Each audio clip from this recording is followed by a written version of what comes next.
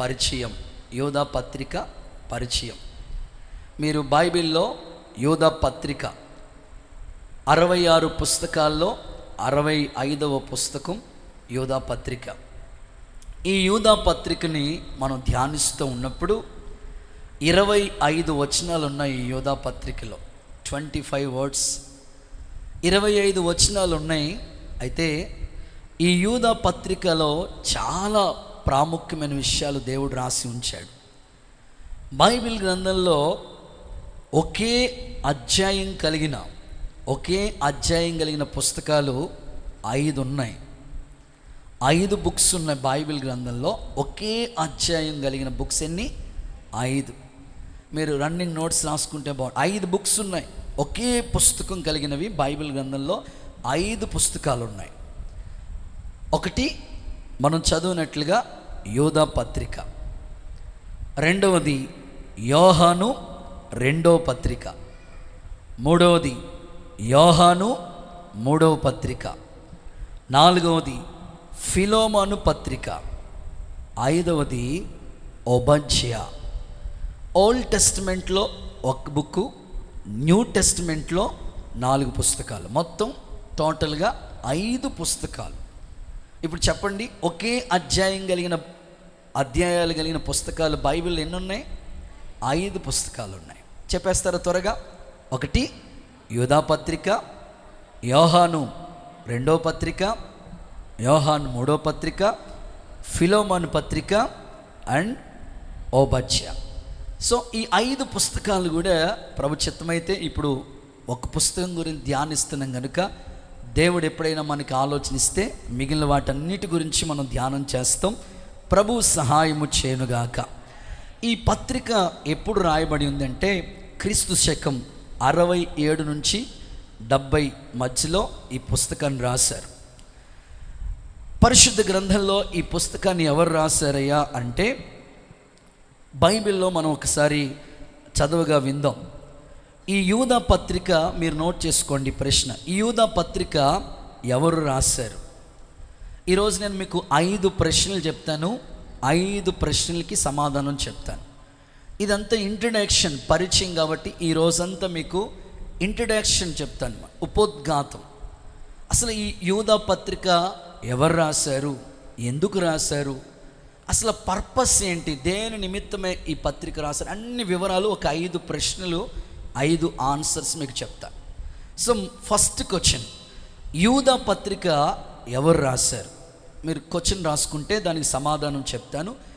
యూదా పత్రికని ఎవరు రాశారు అంటే యూదా పత్రిక 1వ అధ్యాయం 1వ వచనాన్ని చదువుకుందాం. యూదా పత్రిక 1వ అధ్యాయం 1వ వచనం. యేసుక్రీస్తు దాసుడును యాకోబు సహోదరుడైన యోధా. చాలు. ఈ పత్రిక ఎవరు రాశారంటే యేసుక్రీస్తు దాసుడును యాకోబు సహోదరుడైన యోధా. ఇప్పుడు ఒక ప్రశ్న మీలోకి రావాలి. బైబిల్లో ఎంతమంది యోధాలు ఉన్నారు? 13 మంది ఉన్నారు. స్తోత్రం. బైబిల్లో ఎంతమంది ఉన్నారు చెప్పండి? యోధాలు 13 మంది ఉన్నారు. ప్రభు చిత్తమైతే రేపు చెప్తాను ఆ 13 మంది గురించిన ఇన్ఫర్మేషన్ మీకు. సో ఈరోజు మాత్రం ఇంట్రడక్షన్ నేర్చుకుంటున్నాం కనుక ఈ 13 మందిలో ఒక వ్యక్తి యేసుక్రీస్తు దాసుడు యాకోబు సహోదరుడైన యోధా. ఈ పత్రిక రాసింది యూదా. యూదా అనే పేరు కలిగిన వాళ్ళు 13 మంది ఉన్నారు. యూదా అనే మాటకి అర్థం స్తుతి. ఆత్మీయంగా మనం ఆలోచిస్తే మరి 13 మందిలో ఏ యూదా రాశాడండి? ఇప్పుడు మన షమ్మా ప్రార్థన మందిరంలో సునీత అనే పేరు కలిగిన వాళ్ళు ఇంచుమించు ఒక 5-6 మంది ఉన్నారు నాకు తెలిసి. ప్రార్థన ఎలా చేస్తామంటే అబ్బిరెడ్డి కాలనీ సునీత అక్కను బట్టి స్తోత్రమయ్యా, మమ్ముడివరం గేటు సునీత అక్కను బట్టి స్తోత్రమయ్యా, ఇట్లాగా ఒక్కొక్క వాళ్ళు గుర్తుపెట్టుకోవడానికి కనుక వాళ్ళ ఊరు. మేరీ అనే పేరు కలిగిన వాళ్ళు మన మందిరంలో దేవుడి దయ వల్ల 10 మంది ఉన్నారు. స్తోత్రం కలుగునుగాక. వాళ్ళ ఊరిని బట్టి పేరు గుర్తుపెట్టుకుంటాం. సో అలాగే యూదా అనేవాళ్ళు 13 మంది ఉన్నారు. ఇక కుమారి అనే పేరు, రమేష్ అనే పేరు, సురేష్ అనే పేరు, మేము ఒక్కొక్కరి పేర్లు సేమ్. రవి అన్న అనే పేరు కలిగిన వాళ్ళు చాలా మన మందిరంలో ఇంచుమించు 6 ఉన్నారు. పోతవరం రవి, మమ్ముడివరం గేటు రవి, ఎర్రవంతుని రవి, అనాథవరం రవి, కొత్తపేట రవి, ఇట్లా మాట. కనుక యూదా అనేవాళ్ళు 13 మంది ఉన్నారు. ఈ 13 మందిలో ఎవరు రాశారంటే అక్కడ చూసాం కదా, యేసుక్రీస్తు దాసుడు యాకోబు సహోదరుడైన యూదా. ఎవరితడు? చదువుదాం. ఈ యూదా ఎవరు అంటే మత్తయి సువార్త 13వ అధ్యాయం 55వ వచనం చూద్దాం. మత్తయి సువార్త 13వ అధ్యాయం 55వ వచనం చదువుదాం. మత్తయి సువార్త 13:55. ఇతడు వడ్లవాని కుమారుడు కాడా? ఇతని తల్లి పేరు మరియ కాదా? యాకోబు, యోసేపు, సీమోను, యూదా అనువారు ఇతని సహోదరులు కారా? కంటిన్యూస్. ఇతరు సోదరీమణులు కూడా మనతో కూడా ఉన్నవారు కారా? చూడండి, ఈ సందర్భాలు మనం చూస్తే ఈ యూదా ఎవరు అనంటే యేసుక్రీస్తు దాసుడు యాకోబు సహోదరుడైన యూదా. సింపుల్గా అర్థం అవ్వాలంటే యేసుక్రీస్తు ప్రభుకి 4 తమ్ముళ్ళు ఉన్నారు. హలో, మనకి యేసు ప్రభు గురించే తెలుసు, అక్కడి నుంచి మనకు తెలియదు. యేసు ప్రభుకి 4 తమ్ముళ్ళు ఉన్నారు. యోసేపు, మరియా. పరిశుద్ధాత్మ ప్రేరణతో దేవుడు యేసుక్రీస్తు ప్రభు ఈ భూమి మీదకి జన్మించారు. వారి ఏకము కాకమునుపు దేవుని ఆత్మ సహాయము ద్వారా యేసుక్రీస్తు ప్రభు ఈ లోకానికి వచ్చాడు. ఆ తర్వాత వాళ్ళకి వివాహమైన తర్వాత యోసేపు మరియలను దేవుడు జ్ఞాపకం చేసుకుని 4 బ్రదర్స్, యేసుక్రీస్తు ప్రభు తర్వాత 4, ఆ తర్వాత సిస్టర్స్ కూడా ఉన్నారు, సోదరీమణులు కూడా ఉన్నారు. ఇక్కడ యూదా తన్ను పరిచయం చేసుకుంటే ఏమన్నాడంటే యేసుక్రీస్తు తమ్ముణ్ణి అని చెప్పుకోవట్లేదు. వినాలి, జాగ్రత్తగా వినాలి ఈ మాట మీరు. యాకోబు సహోదరుణ్ణైన యూదా అని అంటున్నాడు, కానీ యేసుక్రీస్తుకి మాత్రం నేను దాసుణ్ణి.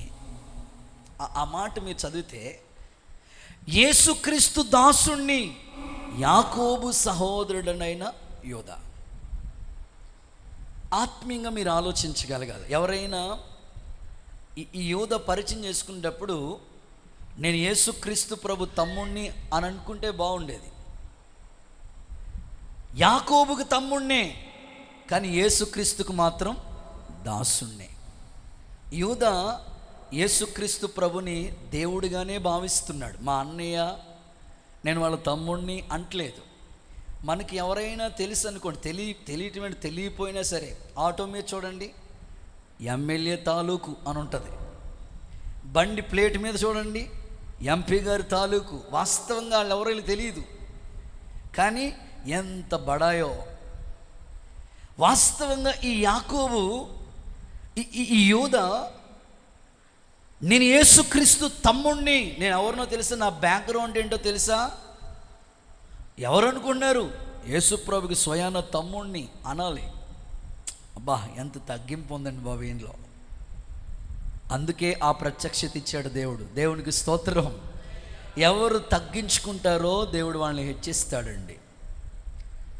యేసుక్రీస్తు ప్రభుకి 4 సహోదరులు, పేర్లు కూడా అక్కడ మెన్షన్ చేశారు, మీరు మర్చిపోకూడదు. యాకోబు, యోసేపు, సీమోను, యూదా. ఆ తర్వాత సిస్టర్స్ ఉన్నారు. మరి ఈ యాకోబు, బైబిల్ గ్రంథంలో యాకోబు అనే పేరు కలిగిన వాళ్ళు కూడా చాలామంది ఉన్నారు. పాత నిబంధనలో ఉన్నారు, కొత్త నిబంధనలో ఉన్నారు. అపోస్తులు కూడా 12 మంది శిష్యుల్లో కూడా ఒక యాకోబు ఉన్నాడు. ఆ యాకోబు కాదు. ఆ యాకోబు మధ్యలో హతసాక్షి అయిపోయాడు, దేవుని కొరకు హతసాక్షి అయిపోయాడు ఆ యాకోబు. మరి ఈ యాకోబు ఎవరంటే యేసుక్రీస్తు స్వయాన తమ్ముడు. అదే చెప్తున్నాడు యూదా, నేను యేసుక్రీస్తు ప్రభుకి దాసుణ్ణి, యాకోబు సహోదరుణ్ణి, నేను ఈ పత్రిక రాస్తున్నానని చక్కని మాటలు ఆయన గురించిన ఇన్ఫర్మేషన్, బయోడేటా చెప్తా ఉన్నాడు. సో ఈ పత్రిక ఎవరు రాశారంటే మీరు గుర్తుపెట్టుకోవాలి, యేసుక్రీస్తు దాసుడు, యాకోబు సహోదరుడైన యూదా. ఈ మాట మనం వింటుండగానే ఆయనలోంచి మనం నేర్చుకునే పాఠం ఏమిటంటే, ఆయనలో చాలా తగ్గింపు ఉంది. మనం కూడా ఆత్మీయుల స్థితిలో మనం ఎదుగుతున్నాం కనుక ఎంత తగ్గించుకుంటే అంతగా ప్రభు మిమ్మల్ని హెచ్చిస్తాడు. భక్తుడు ఏమన్నాడు తెలుసా? ఆయన హెచ్చవలసి ఉన్నది, నేను తగ్గవలసి ఉన్నది.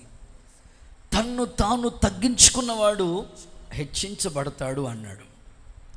ఆ మధ్యకాలంలో ఒక దైవజనుడి దగ్గరికి, ప్రపంచవ్యాప్తంగా వాడబడుతున్న దైవజనుడి దగ్గరికి ఒక ఐఏఎస్ ఆఫీసర్ గారు వచ్చారట. వచ్చి, అయ్యా మీ యొక్క వాక్యాలు అక్కడక్కడ మీటింగ్స్లో మేము వింటూ వచ్చాం, ఒకసారి నేరుగా మిమ్మల్ని చూసి కలిసి మాట్లాడి కొద్దిసేపు వాక్యం విని ప్రార్థన చేయించుకున్నామని వచ్చామయ్యా అంటే, పాపం ఆయన సేవ ప్రారంభం చిన్నగా ప్రారంభించారు. చక్కగా దేవుని వాక్యం లైవ్ ద్వారా అనేకులు వింటూ ఉండగా ఆ పరిచర్యను చూడాలని ఒక ఐఏఎస్ ఆఫీసర్ గారు ఆయన దగ్గరికి వెళ్ళారట. వాళ్ళకి వాస్తవంగా ఒక చిన్న మందిరం ఉంది, అందులోనే ఒక చిన్న రూమ్ ఉండి అందులో ఉన్నారు వాళ్ళు. ఈ ఐఏఎస్ ఆఫీసర్ గారు వాళ్ళ భార్యతో కలిసి, వాళ్ళ ఫ్యామిలీతో కలిసి వెళ్ళారు. సేవకుల్ని కలిసి ప్రార్థన చేయించుకుని మాట్లాడదామని వెళ్ళారట. వచ్చిన వెంటనే వాళ్ళు వచ్చారని జస్ట్ చైర్స్ వేసి కూర్చోండి, ఐఏఎస్ ఆఫీసర్ కదండి, గౌరవించాలి, ఎవరు వచ్చినా మన దగ్గరికి గౌరవించాలి. కూర్చోలేసి మాట్లాడి, సార్ మీరు ఎక్కడ చేస్తూ ఉంటారు, ఎందుకు వచ్చారు ఏంటంటే, సార్ మీ వాక్యాలు అక్కడక్కడ వింటాను, సభల్లో విన్నాను, ఒకసారి మేము నేరుగా మిమ్మల్ని చూద్దామని కలిసి మాట్లాడదామని వచ్చానయ్యా అని. సరే అని సేవకుడన్నీ మాట్లాడారట. మాట్లాడిన తర్వాత, అయ్యా మీ ఇంట్లో చాప ఉంటే ఇస్తారా అన్నాడంట. చాప ఎందుకండి బాబు, మీరు ఆల్రెడీ సోఫాలో కూర్చున్నారు కదా, మళ్ళీ చాప ఎందుకు? లేదు ఆ చాప తీసుకురండి అన్నారట. వెంటనే వాళ్ళ మమ్మీకి చెప్పి ఆ చాప తీసుకొస్తే చాప వేశారట. చాప వేసిన తర్వాత తాను, తన భార్య, ఐఏఎస్, తన క్యాటర్ చూడండి ఎంత ఉన్నత స్థాయి, అదంతా మర్చిపోయి నేను వచ్చింది దేవుని దగ్గరికి, దైవ సన్నిధికి. వెంటనే ఓ చాప మీద కూర్చుని, అయ్యా కొద్దిసేపు వాక్యం చెప్తే వినాలనుకుంటున్నాను, అక్కడక్కడ సభల్లో విన్నాను, నేరుగా మీ ఇంటి దగ్గర వాక్యం చెప్తే వినాలనుకుంటుంటే, వెంటనే ఆయన కొరకు ఒక చిన్న షార్ట్ మెసేజ్ దైవజనుడు చెప్పారంట. మోకాళ్ళు వేసి భార్య, అయ్యా మీ స్థితికి మీరు కింద కూర్చోవలసిన పని లేదు, వాస్తవంగా మీరు ఒక ఐఏఎస్ ఆఫీసర్, సో మీరు ఇంత ఉన్నత స్థానంలో ఉండి ఎందుకు ఇంతగా మీరంటే, లేదండి అయ్యా దేవుని సన్నిధిలో నేను ఉద్యోగంలో ఆ స్థాయి నాకు, కానీ దేవుని దగ్గరికి వచ్చిన తర్వాత, దైవ సన్నిధి దగ్గరికి వచ్చిన తర్వాత అందరూ సమానమే కదయ్యా ప్రభుకి అని ఐఏఎస్ ఆఫీసర్ స్థానంలో ఉన్న ఆ వ్యక్తి ఎంతగా తగ్గించుకుని ఆ కుటుంబంగా దేవుని సందులో కింద కూర్చుని దేవుని మాటలు వినటానికని ఇష్టపడ్డాడంటే ఒకసారి మీరు ఆలోచించండి. ప్రస్తుత కాలంలో యవనస్తులు మనం చూస్తూ ఉంటుంటే తగ్గింపు అనే మాట ఎప్పుడో కనిపించట్లేదు, కనుమరుగైపోయింది. ఆ పిల్లోడు 10th క్లాస్ దేవుని దయ వల్ల, లేకపోతే కరోనా దయ వల్ల 6 సబ్జెక్టులు కూడా పాస్ అయ్యాడు అనుకోండి, అస్సలు వాడిని పట్టుకోలేము మనం. అసలు 6 సబ్జెక్టులు పాస్ అయితే కరోనా దయ వల్ల అస్సలు పట్టుకోలేము వాడిని. ఇక ఇంటర్మీడియట్కి పాస్ అయ్యాడంటే దొరకడు, అంతు చెక్కడు. డిగ్రీకి పాస్ అయ్యాడంటే ఇంకంతే. ఈరోజు చాలామందిని మీరు చూడండి, మీకు ఇచ్చిన తలాంతులను బట్టి ఎట్టి పరిస్థితుల్లో మనం అతిశయించడానికి ఏముందండి. ఈ మట్టి శరీరం, ఆవిరి వంటి జీవితం, దేవుడు మనకిచ్చిన ఆస్తిని బట్టి, డబ్బును బట్టి, హోదాను బట్టి, అందాన్ని బట్టి, రూపాన్ని బట్టి, స్థితిని బట్టి, దేనిని బట్టి మనం అతిశయించకూడదండి. అని చెప్పుకోవచ్చు, నేను యేసు ప్రభుకి స్వయాన తమ్ముణ్ణి, అలా అంటలేదు, నేను దాసుణ్ణే, నేను ఎప్పుడు దాసుణ్ణే. ఈ తగ్గింపు దేవుడు మీలో అనుగ్రహించునుగాక. ఈ ఉపవాస కూటాల్లో రూపాంతర అనుభవం మీకు అనుగ్రహించునుగాక. ఖచ్చితంగా ఎవరు తగ్గించుకుంటారో వాళ్ళని ఖచ్చితంగా హెచ్చిస్తాడండి ప్రభు. నో డౌట్, అసలు సందేహమే లేదు. మీ తగ్గింపే మిమ్మల్ని, నీ సాత్వికమే నేను గొప్ప చేస్తుంది అన్నట్లు. పెద్దలతో మాట్లాడుతున్నప్పుడు, దైవజనులతో మాట్లాడుతున్నప్పుడు, అధికారులతో ఎవ్వరు మన ఎదుట ఉన్నాం, ఖచ్చితంగా దీన మనసు కలిగి ఆ వస్త్రాన్ని ధరించుకుని ప్రభు ఎదుట మనం నిలబడితే ఖచ్చితంగా ప్రభు మనల్ని ఉన్నతమైన మార్గాల్లో నడిపిస్తాడు, శ్రేష్టమైన కృపనిస్తాడు. యేసయ్య అట్టి కృప మీకు దయచేయునుగాక. గట్టిగా చెప్పండి ఆమేనండి. గుడ్. సో మొదటిగా మనం చూస్తే ఈ పత్రిక ఎవరు రాశారంటే యేసుక్రీస్తు దాసుడు, యాకోబు సహోదరుడని యూదా. అతనిలో తగ్గింపు కనబడతా ఉంది. రైట్. ఇక రెండో ప్రశ్నకు వస్తే రెండో క్వశ్చన్, ఈ పత్రిక ఎవరికి రాశాడు? మీరు నోట్ చేసుకోవాలి, సబ్జెక్ట్ వైజ్గా నేను చెప్తాను, వినాలి, నేర్చుకోవడానికి ఇష్టపడండి. ఈ పత్రిక ఎవరికి రాశాడు? ఈ యూదా ఈ పత్రికను ఎవరికి రాశాడు? ఇప్పుడు మీలో చాలామందికి ఒకప్పుడు లెటర్స్ రాసే అలవాటు ఉండేది. ఒకప్పుడు మీరు క్షేమంగా ఉన్నారా? నేను క్షేమంగా ఇక్కడ ఉన్నానని తలస్తున్నాను, మీరు అక్కడ క్షేమంగా ఉన్నారని తలస్తున్నాను. ఇట్లు మీ సహోదరుడు. మన స్కూల్లో సెలవు కావాలంటే లీవ్ లెటర్ రాయాలి. మహారాజశ్రీ, రాజాది రాజులు, వీరాది వీరుడు అయ్యా తమ విధేయులు. నిజంగా ఎంత విధేయతో అక్కడ రాసింది మాత్రం తమ విధేయులము, మీరు ఒక్కరోజు సెలవు ఇప్పించవలసిందిగా కోరుతున్నాం అంటాడు. సో ఈ పత్రిక ఎవరికి రాశాడు? ఇప్పుడు రాసేవాళ్ళు లేరు, అంత chatting tick tick tick tick tick tick అంత సిస్టమ్ మీద నడుస్తూ ఉంది. ఇప్పుడు రాయటం పూర్తిగా కనుమరుగైపోయింది. సో నేను ఎప్పుడు డైరీ ఇష్టపడతా ఉంటాను. మా మాస్టర్ గారు చెప్పేవారు, ఒక్కసారి రాస్తే నన్ను వెస్లీ 10 times చదువుతున్నట్టు. ఒక్కసారి మనం రాసామంటే 10 సార్లు చదివినంతగా గుర్తుండిపోతుంది. అందుకే నోట్స్ ఖచ్చితంగా మన స్కూల్కి వెళ్ళినా, కాలేజ్కి వెళ్ళినా, మందిరానికి వచ్చినా రాసే అనుభవాలు మనకు ఉండాలి. మా కాలేజీలో అయితే నాకు అసలు ఆర్ట్స్ అంటే చాలా ఇష్టం. బొమ్మలు గీయటం అన్నా, పేర్లు చెక్కాలన్నా మా ఫ్రెండ్స్ అందరు పేర్లు చెక్కేసి ఉన్న వాళ్ళ పుస్తకాల మీద అసలు చాలా ఇంట్రెస్ట్. సో ఈ పత్రిక ఎవరికి రాశాడు ఈ యూదా? దీనికి ఆన్సర్ చెప్తాను, చూడండి. యూదా పత్రిక 1వ అధ్యాయం. ఆ అధ్యాయం అలా పెట్టుకుని ఉండండి, అన్నీ అక్కడి నుంచే మీకు చెప్తాను ఈరోజు. 1వ అధ్యాయం 1వ వచనాన్ని మీరు చూస్తే, తండ్రి అయిన దేవుని యందు ప్రేమించబడి యేసుక్రీస్తు నందు భద్రము చేయబడి పిలువబడిన వారికి శుభమని చెప్పి వ్రాయినది. ఒక్క మాటలో చెప్పాలి అంటే అక్కడ 3 మాటలు వర్ణించాడు. దాన్ని వివరంగా చెప్పాలంటే, యేసుక్రీస్తు నందు ప్రేమించబడి, తండ్రి చేత ప్రేమించబడి, భద్రం చేయబడి, పిలువబడిన వారికి శుభమని చెప్పి రాయినది. అంటే సంఘానికి రాశాడు.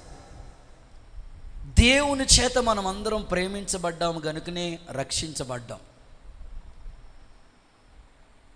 ఆయన మనల్ని ప్రేమించాడు. మొదటగానే ఆయన మన మీద ప్రేమ చూపాడు. క్రీస్తు మిమ్మల్ని ప్రేమించి బలిగా, అర్పణగా అప్పగించుకున్నాడు. క్రీస్తు తన ప్రేమ ఇంకా మన ఎడల వెల్లడిపరుస్తున్నాడు. మనం ఇంకా పాపులమై ఉండగా క్రీస్తు మన కొరకు చనిపోయాను. ఇందులో ప్రేమ కనబడుతుంది. దేవుని చేత ప్రేమించబడి, క్రీస్తునందు భద్రం చేయబడి, పిలువబడిన వారు వాళ్ళే పరిశుద్ధుల గుంపు, సంఘం. ఈ పత్రిక ఎవరికి రాశాడంటే సింపుల్గా సంఘానికి. సంఘం అంటే ఎవరు? క్రీస్తు స్వరక్తం ఇచ్చి సంపాదించుకున్న సంఘం. యేసయ్య రక్తంతో కడగబడి, పరిశుద్ధ రక్తంతో పవిత్రపరచబడి, దేవుని సన్నిధిలో చీకట్లోంచి ఆశ్చర్యకరమైన తన వెలుగులోకి మనల్ని పిలిచాడు ఆయన. మనమే సంఘం. మనకి శుభమని చెప్పి వ్రాయినది, మీకు కనికరం, సమాధానం, ప్రేమ విస్తరించునుగాక. నిజంగా ఆయన రాసిన ఆ అనుభవాలు చూడండి. సంఘానికి రాస్తూ ఉన్నాడు. దేవుని చేత మీరు ప్రేమించబడ్డారు. నిజమే కదా, మనలందరినీ ప్రభు ప్రేమించాడు కనుక ఇక్కడ ఉన్నాం. ఒకప్పుడు లోకంలో ఉండేవాళ్ళం, ఒకప్పుడు సర్కిల్ ఉండేది, ఒకప్పుడు లోక సంబంధమైన స్థితిలో ఉండేవాళ్ళం మనం. ఆచారాలు, సాంప్రదాయాలు, మూఢనమ్మకాలు. అందుకే పేతురు తన పత్రికలో మనల్ని ఎలాగ పిలిచాడో చెప్తున్నాడు. చూడండి, పేతురు రాసిన రెండవ పత్రిక మొదటి పత్రిక 2వ అధ్యాయం 9వ వచనాన్ని మనం చూస్తే, చీకటిలో నుంచి ఆశ్చర్యకరమైన తన వెలుగులోనికి మిమ్మల్ని పిలిచిన వాని గుణాతిశయాన్ని ప్రచురించుటకు ఏర్పరచబడిన మీరు ఏర్పాట్లో ఉన్న వాళ్ళు వంశం, రాజులైన యాజక వంశం, పరిశుద్ధ జనం, దేవుని సొత్తైన ప్రజలు. మనం ఒకప్పుడు చీకట్లో ఉండేవాళ్ళం, నిజమే కదా. విగ్రహారాధన అనేది ఒక చీకటి, ఆచారం అనేది ఒక చీకటి. పాపంలో ఒకప్పుడు తెలియక లోకంలో ఉండిపోయిన మనల్ని దేవుడు వధువు సంఘముగా లేదా క్రీస్తు రక్తంతో కొనబడిన సొత్తైన ప్రజలుగా, సంఘాన్ని ఎక్లేషియా అన్నారు. అంటే లోకంలోంచి ప్రత్యేకించబడింది సంఘం. నిజమే, మనలందరి సొత్తైన ప్రజలుగా ప్రభు చేశాడు. నిజంగా మనకు వరకు దేవుడు రక్తమే చిందించి అక్కడ చెప్తున్నాడు, యేసు క్రీస్తునందు భద్రం చేయబడి. నిజంగా క్రీస్తులో ఉన్న వాళ్ళకి ఎప్పుడు భద్రతనండి. ఒకసారి ఆమేన్ చెప్తారా? క్రీస్తు యేసునందు ఉన్నవారికి ఏ శిక్షా విధి లేదంతే. నువ్వు క్రీస్తులో ఉంటే నీకెంత భద్రత అంటే అంత భద్రత. ఏదియు ఎంత మాత్రం నీకు హాని చేయదు. ఆమేన్ చెప్తారు ఒకసారి. నువ్వు ఏమీ కలవరపడవలసిన పని లేదు. నీవు క్రీస్తులో ఉన్నావు కనుక నీవు భద్రంగా సేఫ్ జోన్లో ఉన్నట్టే. కింద ఉన్న పాతాళము తప్పించుకోవాలని బుద్ధిమంతుడు పరమనుకు పోయి జీవ మార్గాన్ని కనుగొన్నాడు. అలాగ నువ్వు కనుగొనబడి దేవునిలోకి చేర్చబడ్డావు కాబట్టి నీకెప్పుడు భద్రతే. మహారాజైన సొలొమోను ఏం చెప్పాడో తెలుసా? యెహోవా నామం బలమైన దుర్గం, నీతిమంతుడు అందులోకి చేరి సురక్షితంగా ఉంటాడు. దేవుని బిడ్డలకి క్రీస్తులో ఎంత భద్రత ఉందంటే అంత భద్రత ఉంది. నేను ఒక చిన్న ఎగ్జాంపుల్ చెప్తాను. రోడ్డు మీద మీరు వెళ్తూ ఉంటారు. రోడ్డు మీద మీరు వెళుతున్న దారిలో రోడ్డు ప్రక్కన పిచ్చి మొక్కలు మొలుస్తూ ఉంటాయి. ఒక యజమానుడు, ఒక తోటమాలి తోటలో ఉన్న మొక్కకి, రోడ్డు ప్రక్కన ఆటోమేటిక్గా మొలిచిన మొక్కకి తేడా ఏంటి? తోటలో ఉన్న మొక్కకి సెక్యూరిటీ ఉంది, భద్రత ఉంది, చుట్టూ కంచె ఉంచుతాడు.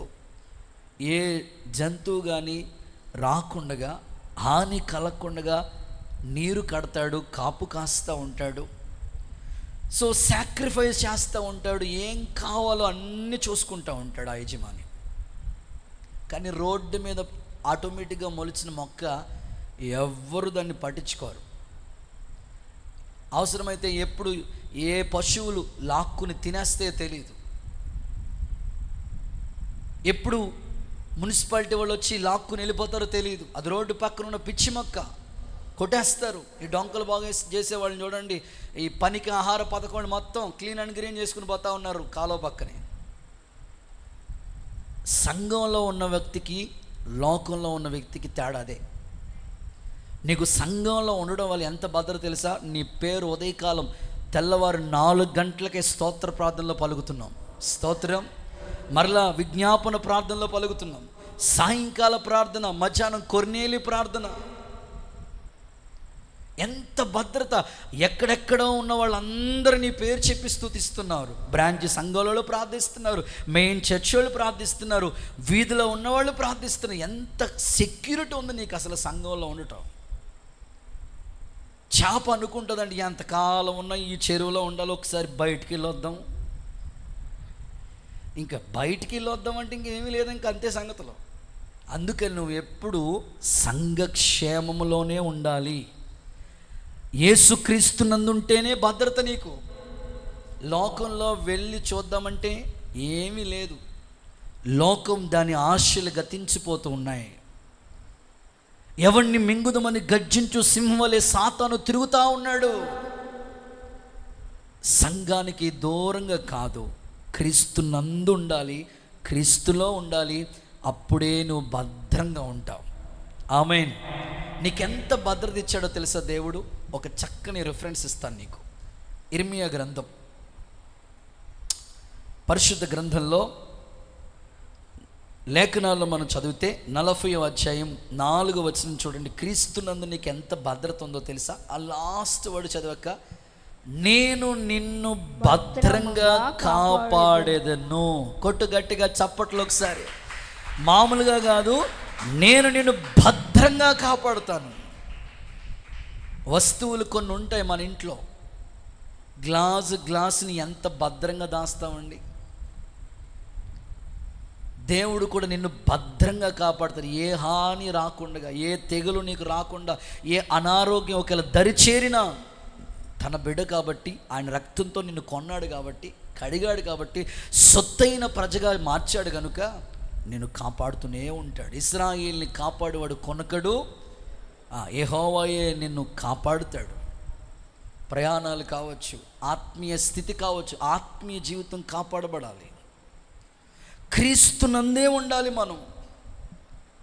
ఆశ్చర్యం చెప్పన, క్రీస్తునందు ఉంటే మొదట లేపబడే ఆ వరసలో మనం ఉంటాం. కాబట్టి క్రీస్తులోనే భద్రత మనకి. కనుక సంఘానికే ఈ పత్రిక రాశాడు. ఓకే, ముందుకు వెళదాం. మూడవ ప్రశ్న, థర్డ్ వన్. మూడవ ప్రశ్న, ఈ పత్రిక ఎందుకు రాశాడు? ఎందుకు రాశాడు ఈ పత్రిక అంటే, ఇంకా చెప్పాలంటే ఈ పత్రిక యొక్క ఉద్దేశం ఏమిటి? ఇప్పుడు ఏదైనా ఒక మొక్క నాటమంటే దాని ఉద్దేశం ఉంది, ఒక పర్పస్ ఉంది. ఒక కంపెనీ పెట్టామంటే ఆ కంపెనీ ఒక ఉద్దేశం ఉంటుంది. ఒక షాపు ఓపెన్ చేసామంటే దానికి ఒక ఉద్దేశం ఉంటుంది. లేకపోతే మనం చదువుతున్నామంటే ఒక ఉద్దేశం ఉంది. చదువుకునే వాళ్ళని అడగండి, నువ్వేమవుతానంటే వాళ్ళు చెప్తారు, ఇట్లా అవ్వాలనుకుంటున్నానన్నా అని. అలాగే ఈ పత్రిక ఉద్దేశం ఏంటి? పర్పస్ ఏమిటి? ఎందుకు రాశాడు అసలు ఈ పత్రిక?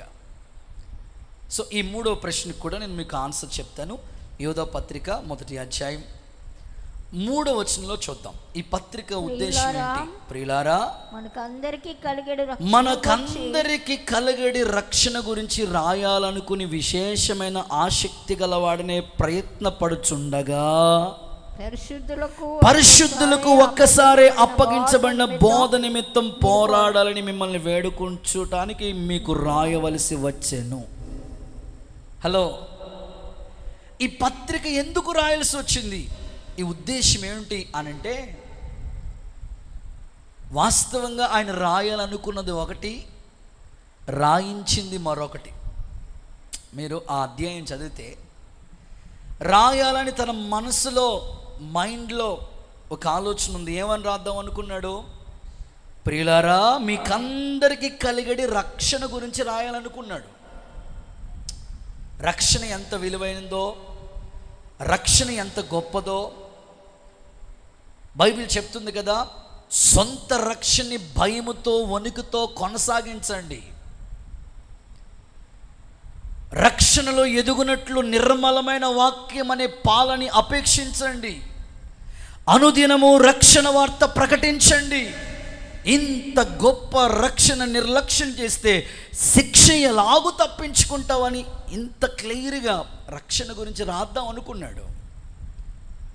అనుకున్న ఉద్దేశమేమో రక్షణ గురించి రాయాలని, దేవుని ఉద్దేశమేమో రక్షణ కాదు, ఒక్కసారే అప్పగించబడిన బోధ గురించి రాయి. మన సండే స్కూల్ పాటల్లో కూడా ఒక చక్కని పాట ఉంది. వచ్చే వచ్చే తిరిగి వచ్చే, తర్వాత రాదా మీకు? ఇంకా రాదు, ఇంకా అక్కడి నుంచి ఏం రాదు. యూటర్న్ తీసుకున్నాడు, తన మిస్టేక్ తెలుసుకున్నాడు. తప్పిపోయిన కుమారుడు తండ్రి ఇంటి నుంచి దూరం అయి వెళ్ళిపోయిన తర్వాత మరలా ఎలా తండ్రి ఇంటికి వచ్చేసాడో, యూదా రాద్దాం అనుకున్నది రక్షణ గురించి, కానీ రాయించింది మాత్రం బోధ గురించి. రాయాలనుకున్నది రక్షణ కోసం. మీరు కూడా కొన్నిసార్లు ఒక ఆలోచనతో వస్తారు, ఒక థాట్ ఉంటుంది మీకు, ఇలా ఉండాలి, ఇలా చేయాలి, ఇలా ఈ సంవత్సరంలో ఇది అయిపోవాలి, ఇది అయిపోవాలి, ఇది 6 నెలలు అయిపోయింది, అయిపోవాలి అయిపోవాలి అయిపోవాలి. నీ ఆలోచన అది. దేవుడు అనుకుని యూటర్న్ ఇటు తిప్పినాడు. అట్ట కాదు, ఇలా వస్తే బాగుంటుందని. నేను కూడా చాలా అనుకునేవాడిని, సేవలో కూడా చాలా అనుకునేవాడిని. సో దేవుడు త్రిప్పే విధానం చాలా అద్భుతంగా ఉంటుందండి. అసలు ఇర్మియాను వెళ్ళు కుమ్మరింటికి వెళ్ళని పంపించాడు. కుండ తయారు చేస్తూ ఉన్నాడు, పాత్ర అవ్వాలని దేవుని కాన్సెప్ట్. కానీ జారిపోతూ ఉంది తన చేతిలోంచి. అక్కడ ఒక పాట నేర్పిస్తున్నాడు దేవుడు. ఎంతో ప్రయత్నిస్తున్నాడు, ఇక పాత్ర అవ్వట్లేదు, తీసి పక్కన పెడదాం అనుకోలేదు. మళ్ళీ అదే మట్టి, అదే పాత్ర. ఇప్పుడు దేవుడు చెప్తున్నాడు, ఈ కుమ్మరి వాని చేతిలో మట్టి ఉన్నట్లు ఇజ్రాయిలీలారా మీరు నా చేతిలో ఉన్నారని అక్కడ పాఠం చెప్పాడు దేవుడు. ఎహెస్కేల్ని ఎండిపోయిన ఎముకలు కలిగిన లోయలోకి తీసుకెళ్ళి ప్రవచించని చెప్పాడు. దేవుడు తన సేవకుని ఎప్పుడు ఎక్కడికి ఎలా పంపించాలో ఏం చేయాలో ఆయనకి బాగా తెలుసు. అంతే. ఆమెను చెప్పండి గట్టిగా. చాలా ఉన్నతమైన కార్యాలు. పౌలు కూడా ఓ సందర్భంలో చెప్తాడు, నేను వెళ్దాం అనుకున్నాను, పరిశుద్ధాత్ముడు నన్ను వెళ్ళనివ్వలేదు. రాద్దాం అనుకున్న ఉద్దేశం రక్షణ గురించి, కానీ రాయించిన ఉద్దేశం అపోస్తుల బోధ గురించి, ఒక్కసారి అప్పగించబడిన బోధ గురించి. మీరు రన్నింగ్ నోట్స్లు రాసేసుకుంటే బాగుంటుంది. ఎందుకు ఈ పత్రిక రాయాలనుకున్నారంటే, అందరికీ కలగడి రక్షణ గురించి రాద్దాం అనుకున్నాడు. కానీ దేవుడు రాయించింది ఏమిటంటే, ఒక్కసారి అప్పగించబడిన బోధ గురించి రాయించాడు. అది ఒక్కసారి అప్పగించాడు దేవుడు. ఆ బోధ గురించి రాయి, ఈ ఉద్దేశంతో నువ్వు రాయాలి. దేవుడు ఎంత ఆలోచనలు కర్త అంటే చూడండి. అసలు ఈ వాక్యాలు, ఈ పరిశుద్ధ గ్రంథాన్ని రాసిన గ్రంథకర్తలు ఇంచుమించు 40 మంది రాశారు. బైబిల్ని 40 మంది రాశారు. అందులో హింసించిన సౌలు పౌలుగా మారిన తర్వాత 14 పత్రికలు రాశాడు. పేతురు చేపలు పట్టుకునే వ్యక్తి పత్రికలు 2 పత్రికలు రాశాడు. హింసించిన వాళ్ళు రాశారు. ఎంతో అన్ని కోణాల్లోంచి దేవుడు అందరి చేత రాయించాడు. రాసింది ఎవరైనా, రాయించింది మాత్రం పరిశుద్ధాత్ముడే. హల్లెలూయా. చూడండి, ఈ రిఫరెన్స్ మీకు చదివిస్తాను. పేతురు రాసిన 2వ పత్రిక 2వ అధ్యాయం 1వ అధ్యాయం 20-21 వచనాలు చదువుదాం. ఆయన జగత్ పునాది వేయబడక మునిపే 2వ పేతురు పత్రిక 1వ అధ్యాయం 20-21 వచనాలు చూస్తే, ఒకడు ఊహను బట్టి చెప్పుట వలన లేఖనాల్లో ఏ ప్రవచనం పుట్టదని మొదట గ్రహించు. మరి ఏం చేస్తారు? ఒక ప్రవచనం ఎప్పుడు మనుష్యుడు ఇచ్చల్ని బట్టి కలగట్లేదు. మనుష్యుడు పరిశుద్ధాత్మ వలన ప్రేరేపించబడిన వాడై దేవుని మూలంగా పలికారు. ఉద్దేశం మారిపోయింది. చూడండి, ఆ పర్పస్ మారిపోయింది. అందుకే దేవుని గ్రంథం బైబిల్ చాలా ఉన్నతమైంది. ఊహను బట్టి రాసింది కాదు, పెన్నో పేపర్ తీసుకుని అలా రాసింది కాదు. అది పరిశుద్ధాత్మ ప్రేరణ, ఆత్మదేవుడు చెప్తా ఉంటుంటే రాసిన మాటలు అవి. ఉద్దేశాలు మారిపోయాయి. చూడండి, ఇర్మియా యొక్క లేఖనాన్ని కొంచెం మనం ఆలోచిస్తే, హిజ్కియాకి మరణకరమైన రోగం వచ్చింది. యెషయా ప్రవక్త వచ్చి చెప్పాడు, నీ ఇల్లు చక్కబెట్టుకో బాబు, అయిపోయింది. వెంటనే హిజ్కియా కన్నీళ్లు విడిస్తాడు. ఏ ప్రవక్త అయితే చెప్పాడో మరలా అదే ప్రవక్త తిరిగి వచ్చి, ఇప్పుడే నాకు దేవుడు చెప్పాడు, మారిపోయింది పర్పస్, ఇల్లు చక్కబెట్టుకోవడం కాదు, 15 సంవత్సరాలు నీకు ఆయుష్ ఇస్తున్నాడంట దేవుడు. స్తోత్రం చెప్పు గట్టిగా. సో ఉద్దేశం మార్చిన విధానం చూడండి ఒకసారి. దేవుడు ఏదైనా చేయగలిగిన, ఉన్నది లేనట్టుగా చేస్తాడు, లేనిది ఆయన ఇష్టం. సో పత్రిక ఉద్దేశం మారిపోయింది. అక్కడ రాద్దాం అనుకున్నది రక్షణ కోసం, రాయించింది మాత్రం బోధన గురించి రాయని చెప్పాడు. సో ఇంకొంచెం మనం ముందుకి వెళ్ళాలనుకుంటే దీన్ని ఇంకా క్లియర్గా మీకు అర్థమయ్యేట్లుగా చెప్పాలంటే ఓ చక్కని మాట మీకు చెప్తాను. చేతులు ఎత్తి ఒక్కసారి హల్లెలూయా చెప్పండి. ఆ చేతులు అలా అల్లాడిస్తూ చెప్పాలి. సింపుల్గా అర్థమయ్యేట్లు చెప్పాలంటే మీరు ఒకసారి హాస్పిటల్కి వెళ్తారు, డాక్టర్ గారి దగ్గరికి, బాగాలేదు, కొంచెం కోల్డ్గా ఉంది, లేకపోతే తలపోటుగా ఉంది, లేకపోతే ఫీవరిష్గా ఉంది, ఏదో చిన్నగా మీకు బాగాలేదు, బలహీనతను బట్టి హాస్పిటల్కి వెళ్ళారు. చూశాడు డాక్టర్ గారు.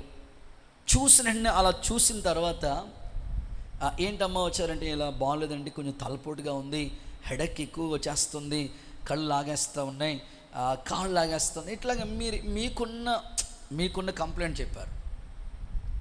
సో చూసిన వెంటనే డాక్టర్ గారు అన్నాడు, అది కాదమ్మా, ఏంటి ఇక్కడ ఈ చెవి దగ్గర ఏంటో ఉంది, ఏంటో ఒకసారి ఏంటమ్మా, అర్జెంటుగా స్కానింగ్ రాస్తాను, ఒకసారి చూడు అన్నాడు. ఈ తల దగ్గర ఏదో ఉందో సార్ చూడమ్మా స్కానింగ్ అని. మొత్తం మీద ఆ పొట్టకి స్కానింగ్ చేయాలమ్మా, ఏదో తేడాగా అనిపిస్తున్నారు మీరు అని స్కానింగ్ రాస్తాడు. స్కానింగ్లో తెలుస్తుంది లోపల ఇంత కణుతున్నట్టు. ఆవిడ వెళ్ళిన ఉద్దేశం ఏంటి? జ్వరానికి మాట్లాడట్లేదండి మీరు అసలు, లేకపోతే తలపోటుకో ఏదో చిన్నదానికి మెడిసిన్ తీసుకుని వచ్చేద్దామని వెళ్ళింది హాస్పిటల్కి. డాక్టర్గా స్కానింగ్ చేసేవాడు, ఆయన బాగా తెలుసు కాబట్టి చూసిన వెంటనే అమ్మ ఏదో తేడాగా ఉన్న ఒకసారి స్కానింగ్ అంటాడు, దాంట్లో ఆపరేషన్ అంతే. ఉద్దేశం మారిపోయినట్టు ఈ యోధా కూడా రాద్దాం అన్నందుకు రక్షణ కోసం. రక్షణ గురించి వద్దు, తర్వాత రాయించుకుంటాను, ముందు బోధ గురించి చెప్పు. అక్కడ ఒక్కసారి అప్పగించమన్న బోధ గురించి రాయి అనని ఆ ఉద్దేశాన్ని మార్చి రాయించాడు. అర్థమైన వాళ్ళందరూ సరి హల్లెలూయా అని చెప్పండి. ప్రభు నీకు సహాయము చేయనుగాక. ఆ ఒక్కసారి అప్పగించబడిన బోధ ఎలా ఉంటుందో తెలుసా? చూద్దాం. యోహాను సువార్త 7వ అధ్యాయం 16-17 వచనాలు చూద్దాం. యోహాను సువార్త 7వ అధ్యాయం 16 and 17 వచనాలు. నా ఎంతటా యేసు నేను ఏమీ బోధించలేదు, ఆ బోధ నాది కాదు, నన్ను పంపిన వానిదే. ఒక్కసారి అప్పగించాలంటే తండ్రి అయిన దేవుడు క్రీస్తు ప్రభుకి ఇచ్చిన అదే బోధ, ఈ బోధ మారకూడదు. తండ్రి అయిన దేవుడు యేసుక్రీస్తు ప్రభుకి ఏ బోధ అయితే ఇచ్చాడో అదే బోధ అపోస్తులు బోధించారు. అదే బోధ ప్రస్తుత సంఘములో దైవజనులు బోధిస్తున్నారు. రకరకాల బోధలు వస్తాయి. ఎన్ని బోధలు వచ్చినా ఒక్కసారి అప్పగించబడిన బోధే అపోస్తుల బోధ. ఆ బోధ గురించే రాయి అని చెప్పాడు యోధా. ఆ బోధ గురించే రాయటం ప్రారంభించాడు. ఇంచుమించు చాలా విషయాలు చెప్పాడు. నేను ఈ యోధా పత్రిక స్టడీ చేసి చదువుతూ ధ్యానిస్తూ ఉంటుంటే ఒక 80 ప్రసంగాలు నేను ధ్యానించాను. 25 వచనాల్లో 80 మెసేజ్లు వచ్చినాయి నాకు. అసలు 40 రోజులు సరిపో. దేవుడికి స్తోత్రం. కంటిన్యూ చేసేవలసిందే దేవుడికి స్తోత్రం. ఇంకా అసలు దేవుని ఉద్దేశం గొప్పది అసలు. ఓకే, ముందుకు వెళ్ళిపోదాం. 4వ ప్రశ్న, 4th one. సో ఇప్పుడు వరకు చెప్పినవి ఒకసారి వెనక్కి వస్తారా? దాన్ని ఏమంటారు? ఏసు రక్తమే జయం. రివిజను ఇంగ్లీష్ లేదా అంటారు రీక్యాప్. దేవుడికి స్తోత్రం. ఆ వీడియోలో మొత్తం వెనక్కి ఎలా తోడుతున్నట్టుంది ఇప్పుడు. చెప్పండి, ఈ పత్రిక ఎవరు రాశారు? నేనే రాశానన్నట్టుగా చెప్తున్నారు మీరు. యేసుక్రీస్తు దాసుడు. మీ పదాలు ఒప్పుకోవాలి. యాకోబు సహోదరుడైన యోధా. గుడ్. యోధాలు ఎంతమంది ఉన్నారు బైబిల్లో? 13. ఓకే. 2వ ప్రశ్న, ఈ పత్రిక ఎవరికి రాశాడు? సంఘానికి, క్రీస్తునందు భద్రం చేయబడిన వారికి, పిలువబడిన వారికి. 3వ ప్రశ్న, ఏ ఉద్దేశంతో ఈ పత్రిక రాశాడు అంటే రక్షణ గురించి రాయాలనుకున్నాడు, బోధ గురించి రాయించాడు దేవుడు. ఓకే, ఇంతవరకు మీకు అర్థమైంది. 4వ ప్రశ్నలోకి వెళ్ళిపోదాం. ఈ పత్రిక ఉద్దేశం మారటానికి గల కారణాలు ఏంటి? అబ్బాబ్బా కదా, ఎందుకు మారిపోయింది అసలు? ఈ పత్రిక ఎందుకు మార్చేసాడు అసలు? ఈ క్వశ్చన్ కూడా రాసుకోండి. ఈ పత్రిక ఉద్దేశం మారటానికి గల కారణాలు ఏంటి? చాలా కారణాలు ఉన్నాయి. ఈ రాత్రంతా చెప్పినా తరగదు, అన్ని కారణాలు ఉన్నాయి. కానీ టూకీగా ఇదంతా ఇంట్రడక్షనే కాబట్టి ప్లెయిన్గా మీకు చెప్పుకుంటా వెళ్ళిపోతా. చదువుదాం. యూదా పత్రిక 1వ అధ్యాయం 4వ వచనం. బ్రదర్స్ తీయండి ఒకసారి చదవండి. యూదా పత్రిక 1వ అధ్యాయం 4వ వచనం. ఏలయనగా కొందరు రహస్యంగా జొరబడిచున్నారు. చాలు, కొంతమంది రహస్యంగా జొరబడుతున్నారు. హలో, ఈ పత్రిక ఎందుకు రాయాల్సి వచ్చిందో తెలుసా? ఉద్దేశం ఎందుకు మార్చాడో తెలుసా దేవుడు? కొంతమంది రహస్యంగా జొరబడుతున్నారు. రాసుకోండి, కొంతమంది రహస్యంగా జొరబడుతున్నారు, అందుకోసం రాయాల్సి వచ్చింది. రహస్యంగా జొరబడుతున్నారంటే కొన్నిసార్లు మీకు ఈజీగా అర్థమయ్యేట్లు చెప్పాలంటే, నాబోతు ద్రాక్ష తోటది, అది నాబోతుదే, వాళ్ళ పితరులు ఇచ్చిన కష్టార్జితం స్వాస్థ్యంగా ఇచ్చారు. ఇప్పుడు యెజెబెల్ ఏం చేస్తుందంటే, ఇద్దరు పనికి మాలిన సాక్షి సంతకాలు పెట్టించి ఆ ఆస్తిని కబ్జా చేస్తూ ఉంది. అది రహస్యంగా చొరబడటం అంటే అన్యాయంగా స్వాధీనం చేసుకుంటుంది అని అర్థం. ప్రస్తుత కాల సంఘ పరిస్థితులు ఎలా ఉన్నాయంటే, చక్కగా సంఘం ఎదుగుతుంది, బోధలో కట్టబడుతుంది. సడన్గా అనేకులు ఈ ఆత్మీయ జీవితంలోంచి డైవర్ట్ చేయటానికి రహస్యంగా జొరబడి, మీకు తెలీదు, కరోనా టైంలో మనం ఇంట్లోనే కూర్చుని లైవ్ పెట్టుకుంటూ ఉన్నాం. కరోనా టైంలో కూడా ఆ వనిచింతలపూడి ఆ ఏరియాలో అన్న చెప్పినాడు నాతో, అన్న మారు మనసు అనే సంఘం వచ్చిన ఆ కరోనాలో చచ్చి కట్టేశారంట. అసలు మనం మాస్క్ పెట్టుకుని ఇంట్లోనే ఉన్నాం, స్తోత్రం చెప్పండి సరే. రహస్యంగా జొరబడిపోతున్నారు. రక్షించబడలేని వాళ్ళ దగ్గరికి వెళ్ళి సువార్త చెప్పట్లేదు. వాళ్ళు ఆల్రెడీ రక్షించబడి సంఘానికి వెళ్ళిన వాళ్ళకే మరలా కొత్త బోధ. రహస్యంగా జొరబడుతున్నారు. అందుకని ఈ పత్రిక ఉద్దేశం మారిపోయింది. కొన్ని ఎమర్జెన్సీ నాతో కూడా నాకు కొన్ని ఎమర్జెన్సీ ప్రసంగాలు, ఉదయకాలం పెళ్లి చేస్తారు, మధ్యాహ్న కాలం మందు సమాధి కార్యక్రమం ఉంటుంది, మళ్ళా రాత్రికి సువార్త కూటం ఉంటుంది. 3 ప్రసంగాలకి ఎమర్జెన్సీ అన్నట్టు, ఎమర్జెన్సీ వార్డ్ అన్నట్టు ఉంటుంది నా పని. దేవుడు కూడా ఆ పత్రిక ఉద్దేశం ఎందుకు మార్చేశాడంటే, అర్జెంట్ ఎమర్జెన్సీగా అనేకులు రహస్యంగా జొరబడుతున్నారు, ఖచ్చితంగా నువ్వు ఈ పత్రిక రాయాలి. ఉద్దేశం మారడానికి కారణం రహస్యంగా అనేకులు అన్యాయంగా రహస్యంగా జొరబడిపోతున్నారు. అందుకని ఈ పత్రిక ఉద్దేశం మారిపోయింది. ఇక్కడ కొన్ని విషయాలు మీకు చెప్తాను, ఒకసారి హల్లెలూయా అని చెప్పండి. చాలా చోట్ల మార్పు లేని సేవకులు, మార్పు లేని వారు, అస్సలు కొంచెం కూడా వీళ్ళు విశ్వాసే బెటర్ అని, మార్పు అయితే ఏమీ లేదు. మార్పు లేని వారు ఎందరో సేవ చేస్తున్నారు. ఇలా చెప్తే మీకు అర్థమవుతుంది. ఆదివారం పరిశుద్ధ సంఘంగా సమకూడాలి. నాకు ఒక పెళ్లి కార్డు వచ్చింది ఆ మధ్యకాలంలో, ఎవరో తీసుకొచ్చి, అయ్యా ఇక్కడ కాదు ఎర్రవంతుల దగ్గర ఉండేవాడిని అప్పుడు, అక్కడ చిన్న సేవలో ఉన్నప్పుడు ఒక పెళ్లి కార్డు తీసుకొచ్చి, అయ్యా మా చుట్టాలు బంధువులు పెళ్ళి రావాలండి అన్నాడు. సరేనండి, నాకు అవకాశం ఉంటే వస్తానండి అని కార్డు ఎలా ఓపెన్ చేసి, ఎప్పుడండి పెళ్ళని చూస్తే 19వ తారీఖు ఆదివారం ఉదయం 10 గంటలకు అనేసారు పెళ్ళిలో.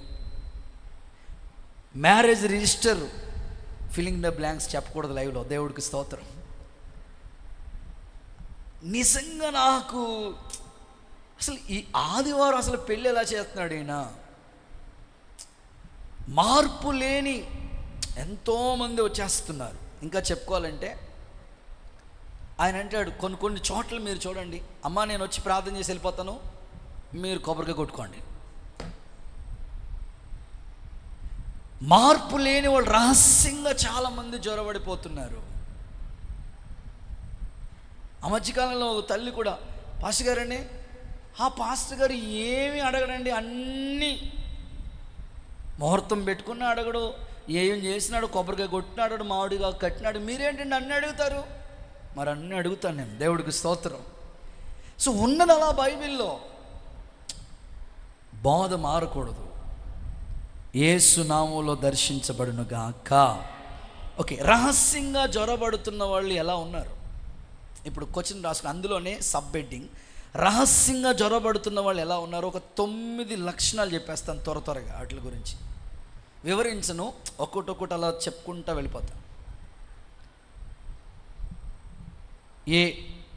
లేదా 1, రహస్యంగా జ్వరబడుతున్న వాళ్ళు ఎలా ఉన్నారంటే, యోధా పత్రిక 1వ అధ్యాయం 4 నుంచి 16 వచనాలు నోట్ చేసుకోండి.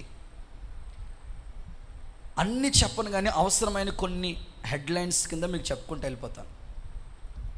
ఇక మనం రేపటి నుంచి క్లాసులకి వైజ్గా మీకు చెప్తాను కాబట్టి అర్థం చేసుకోవచ్చు.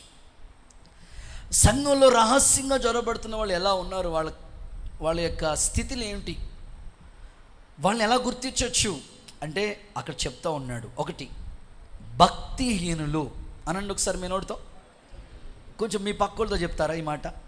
భక్తిహీనులు. అందుకే భక్తిహీనులుగా మనం ఎప్పుడు అవ్వకూడదండి. భక్తిహీనులు అంటే చేసే భక్తి మధ్యలో ఆగిపోకూడదు, మరలా భక్తిలోంచి వెనక్కి వెళ్ళిపోకూడదు. భక్తిహీనులుగా మనం మారకూడదు. ఒకప్పుడు దేవుడు మంగమ్మ గారిని మేరీగా రక్షించాడు అనుకోండి, మళ్ళా ఈ మేరీ మంగగా మారిపోకూడదు. భక్తిహీనులు కాకూడదు. ఆ భక్తిహీనుల లిస్టులో మనం ఉండకూడదు. 2, కృపను దుర్వినియోగం చేసుకునేవాళ్ళు. సద్వినియోగం చేసుకుంటే పర్లేదు, చాలామంది కృపను పోగొట్టేసుకుంటున్నారండి. ఈ రాత్రి నా ఆశ, మీలో మనలో ఎవరో కూడా దేవుడు మనకిచ్చిన కృప ఎప్పుడు పోగొట్టుకోకూడదు. ఎట్టి పరిస్థితుల్లో కృప పోయిందంటే ఇంక మరలా అవకాశం లేదు. మారు మనసు పొందడానికి మరలా అవకాశం ఇవ్వలేదంట దేవుడు. కాబట్టి వాళ్ళు రహస్యంగా జ్వరబడుతున్న వాళ్ళలో వాళ్ళు కృపను దుర్వినియోగం చేసేసుకున్నారు. మనం ఎప్పుడు సద్వినియోగం చేసుకోవాలి కానీ దుర్వినియోగానికి ఉపయోగపడకూడదు. ఇంకా మీకు అర్థమయ్యేట్లుగా చెప్పాలంటే, ఫ్యాన్ ఉంది, అది తిరగదు, ఎందుకు? ఉన్న ఉపయోగం ఏంటి అసలు? లైట్ ఉంది, ఎలగదు. అలాగ చాలామంది వారికి ఇచ్చిన కృపను దేవునిలో ఉపయోగించకుండా దుర్వినియోగం చేసేసుకుంటున్నారు. అలా ఉండకూడదు. 3, దేవుణ్ణి విసర్జించిన వాళ్ళు. ఏమండి, ఎవరైనా చెట్టు కొమ్మ మీద ఉండి చెట్టు కొమ్మ నరికేసుకుంటారా అసలు? ఇప్పుడు మనం ఉన్నది చెట్టు కొమ్మ, ఆ కొమ్మ ఎక్కి ఆ చెట్టుకి కొమ్మను నరికేసుకుంటే ఎవడుంటాం మనం? కింద కాళ్ళలో నీళ్ళు వెళ్తూ ఉంటే అలా కొట్టుకుని పోతూ ఉంటాం అన్నమాట. వీళ్ళు దేవుణ్ణి విసర్జించేశారంట. వచ్చే ఇక రోజుల్లో ఒక్కొక్క విషయాలు మనం నేర్చుకుంటాము. సో ఇది ఇంట్రడక్షన్, ప్లెయిన్గా మీకు చెప్తున్నాను. దేవుణ్ణి విసర్జించేశారంట వాళ్ళు. మీరు ఒకటే గుర్తుపెట్టుకోండి, గుండె మీద చేసుకుని అందరూ చెప్తాం ఈ మాట నాతో సహా. నేను, గట్టిగా చెప్పాలి, నేను ఎప్పటికీ ఎన్నటికీ దేవునికి దూరం కాను. ఆమేన్. కలనైన మరువను నీవు నడిపిన మార్గం. కొంచెం బూస్ట్. తరే నరే నరే నీతో సహవాస. కొట్టు చప్పట్లు. కలనైన మరువను నీవు నడిపిన మార్గం, క్షణమైన వీడువ నీతో సహవాసం. ఆరాధ్యుడా యేసయ్యా, నీతో నా అనుబంధం మాధుర్యమే. ఆరాధ్యుడా యేసయ్యా, నీతో నా అనుబంధం మాధుర్యమే. సంతోషమందైన శ్రమలయందై నా స్తుతి కీర్తన ఆధారము నీవు.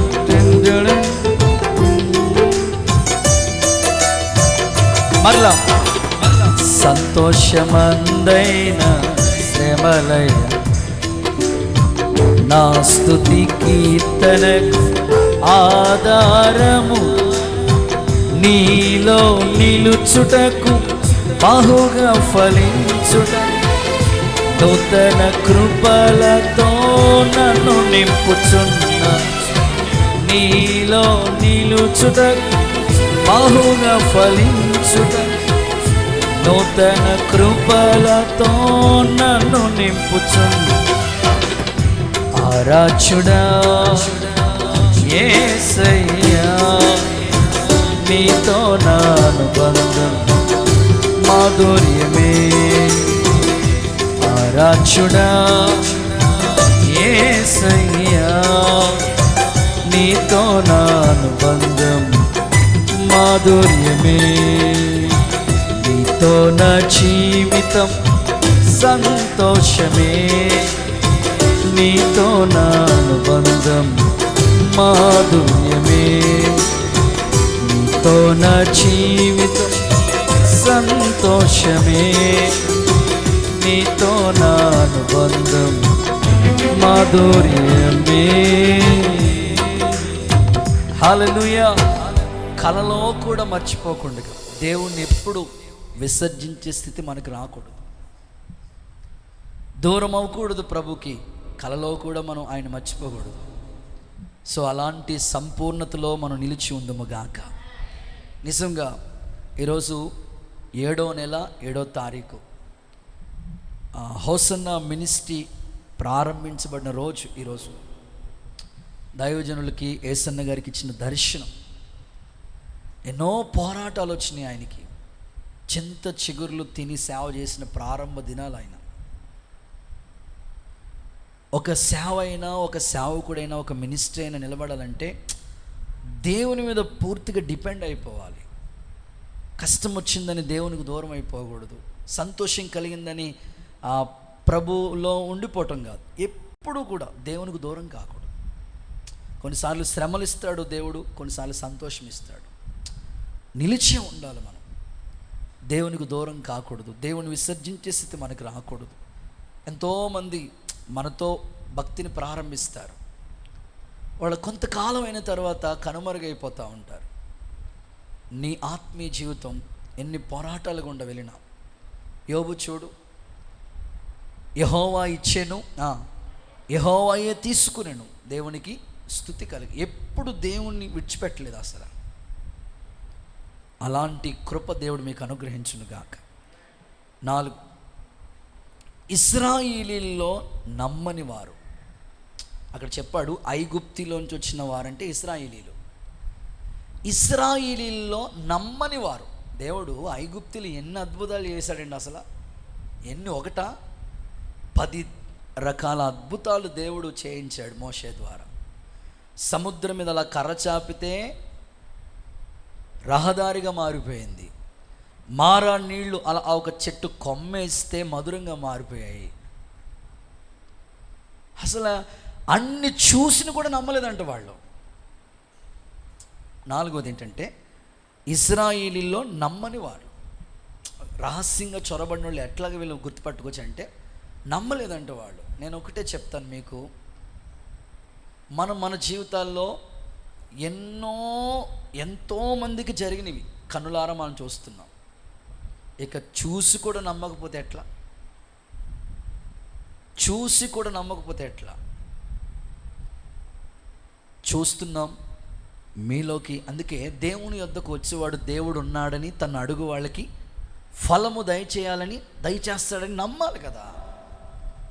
నీలో ఏ కార్యం జరగాలన్నా, అది సంతానమైన, ఆరోగ్యమైన, ఆశీర్వాదమని ఏది కావాలన్నా ఫస్ట్ నమ్మకమే. నమ్మని వారిగా మిగిలిపోకూడదు మనం. నెక్స్ట్ 5వది పడిపోయిన దేవదూతలు. పడిపోయిన దేవదూతలు గురించి మాట్లాడాడు. తర్వాత 6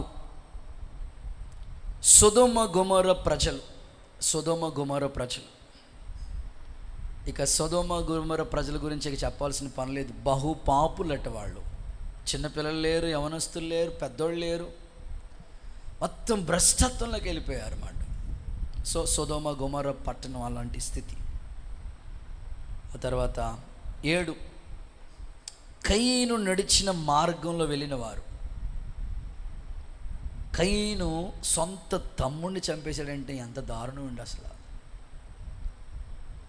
అటువంటి బ్యాచ్ రహస్యంగా జ్వరబడిన వాళ్ళంట.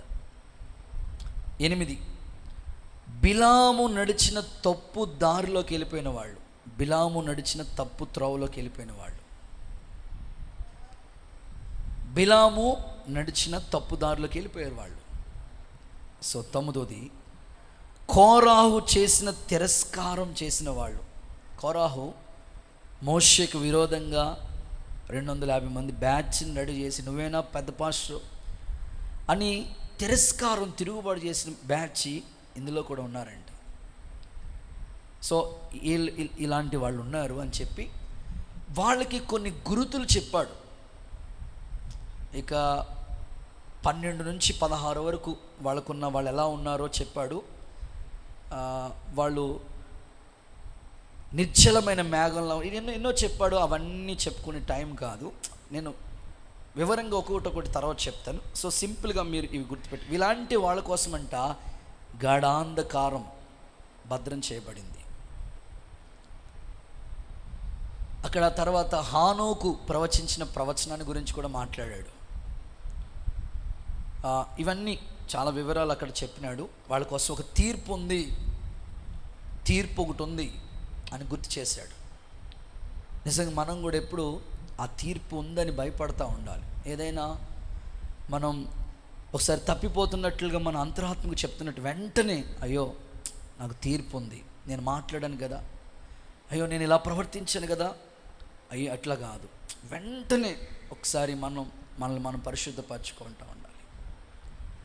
సో ఇలా ఉన్నారు, జాగ్రత్త పడండి అనని అందరి గురించి వర్ణించుకుంటూ వచ్చాడు.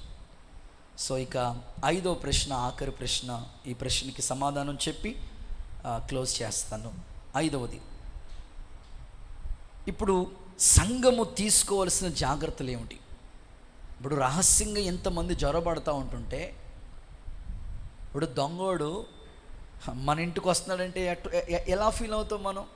మన మూమెంట్స్ ఎలా ఉంటాయి? దొంగోడు అవుతారా అని పర్లేదులే అనుకుంటాం అసలు. సో ఎంత మెలకుగా ఉంటాం కదా అసలు. ఇప్పుడు ఎక్కువగా హౌసింగ్ బోర్డ్ కాలనీలో దొంగతనాలు జరుగుతూ ఉంటాయి. ఆ మధ్యకాలంలో ఒక అక్క చెప్తున్నారు, పట్టపగలే బ్రదర్, మా ఇంటి ఎదురుగుండానే బ్రదర్ 20 కాసుల బంగారం బ్రదర్, 4 లక్షల క్యాష్ బ్రదర్, పట్ట పగల స్వాధీనం చేసేసుకున్నారు. మరి మీరేం చేస్తారు? అందుకే మా ఇంటి చుట్టూ కెమెరాలు ఏం చేశాను బ్రదర్. స్తోత్రం. ఎంత జాగ్రత్త. ఇప్పుడు రహస్యంగా జ్వరపడుతున్నారు, ఇప్పుడు మనం ఏం చేయాలి? జ్వరపడుతున్నారా, జ్వరపడిని దుబాయ్ దుప్పుడు వేసుకుని లాలీజో అట్లా అంటాను కాదు. ఇప్పుడు ఇప్పుడు రహస్యంగా జ్వరపడిపోతున్నారు కాబట్టి ఇప్పుడు సంఘం ఏం జాగ్రత్తలు తీసుకోవాలి అవి కూడా చెప్పాడు. ఆ 5వ క్వశ్చన్లో సంఘము ఎలాంటి జాగ్రత్తలు తీసుకోవాల్సిన జాగ్రత్తలు ఏంటి? ఇందులో ఒక 5 విషయాలు చెప్తాను. 1 యోధా పత్రిక 1వ అధ్యాయం 17 నుంచి 23 వరకు మీరు రెఫరెన్స్లు రాసేసుకోండి, నేను కంటిన్యూగా చెప్పేస్తాను. యోధా పత్రిక 1వ అధ్యాయం 17 నుంచి 23 వరకు సంఘం తీసుకోవాల్సిన జాగ్రత్తలు. 1 మిమ్మల్ని మీరే కట్టుకోండి అనండి ఒకసారి మీ నోటితో. మీ పక్కోళ్ళకి చెప్పండి అన్నమాట. మిమ్మల్ని మీరే కట్టుకోండి. నీ భక్తి నువ్వే చేయాలి.